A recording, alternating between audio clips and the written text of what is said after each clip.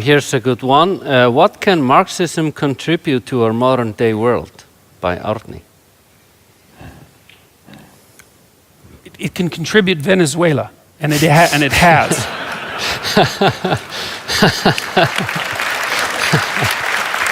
So I'll be a little bit less cynical in my answer, but we've seen what it can contribute. I don't know how many bloody times we have to run the experiment. No, that wasn't real Marxism. I know what that means. I know what that sentence means. What that means is, well, if I was the dictator, with my profound understanding of Marx's real intent, and my universal benevolent compassion, uncontaminated by any proclivity towards darkness or sin, I would bring on the socialist utopia. That's what it means, fundamentally. And if someone says that and claims it, then you should get the hell away from them as fast as you possibly can. Okay, so Marx was concerned about inequality, and there are reasons to be concerned about inequality. But the problem with Marxism is that it lays the cause of equality at the feet of the fundamental institutions of the West. The free market, democracy, capitalism, patriarchy, the hated word. Inequality is not caused by the institutions of the West. That's wrong. Inequality is the fundamental rule of existence. And it's produced, the thing about the Western systems, every system we know produces inequality when it's run as an operative process. All of the systems produce inequality.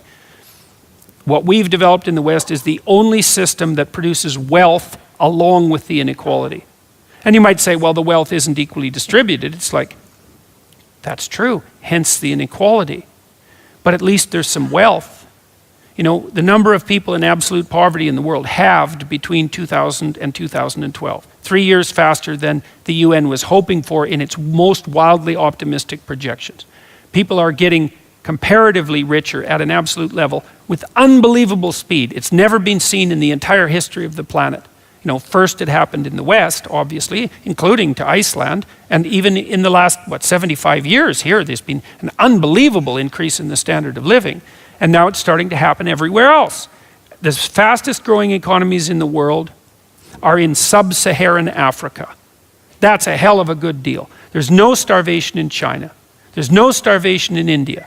And in the places in the world where there still is starvation, it's because of political reasons. It's not because there isn't enough food. It's because one group of people sets out to starve another group of people to death. It's not a matter of absolute privation. Or because of Marxism. Well, yes, or because of Marxism, right. I think the average Venezuelan has lost something like 17 pounds. You know, it's awful. It's absolutely awful.